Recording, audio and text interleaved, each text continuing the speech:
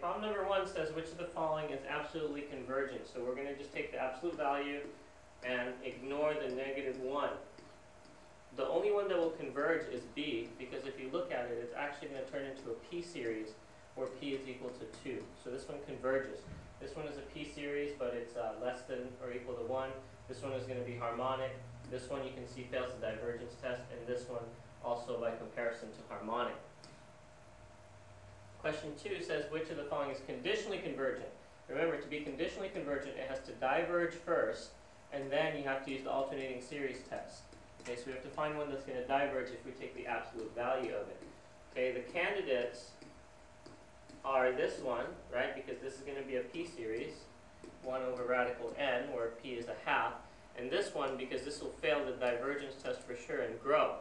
Okay, this one will turn into a p-series with n equal, or p equal 2, this one with p equal 3, are both convergent, and obviously factorial is going to grow so quickly that it'll drop so fast. Now, since it's divergent, then we run it through the alternating series test.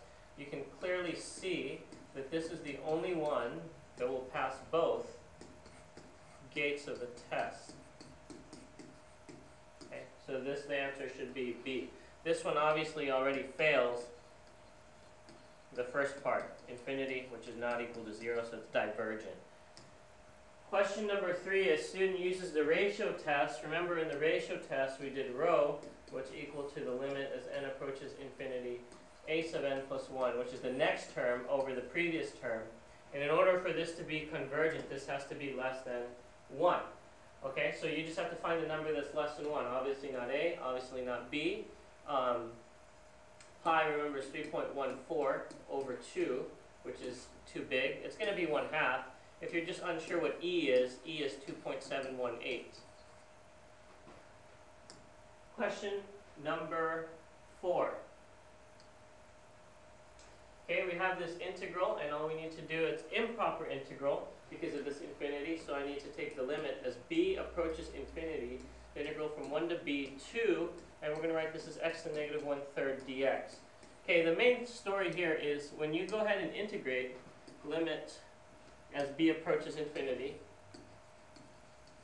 okay, when you integrate this, you're going to add 1 to the power, so it's going to be x to the 2/3, okay, and then there's going to be a 3/2 out here, and a 2, which will cancel, and we're going to go from 1 to b. The point is that now the x is popped on top because when we added 1, the power became positive. So when we plug in the b, infinity, obviously this is going to diverge to infinity. So we're going to go with choice E. Question number 5, determine the sum of the series. You can see that this is a geometric series. I start with 1/2 minus 1/6 plus 1 over 18. If you see from here to here, you multiply by 1/3, negative 1/3, and then from here to here, you multiply by negative 1/3, so that's your R.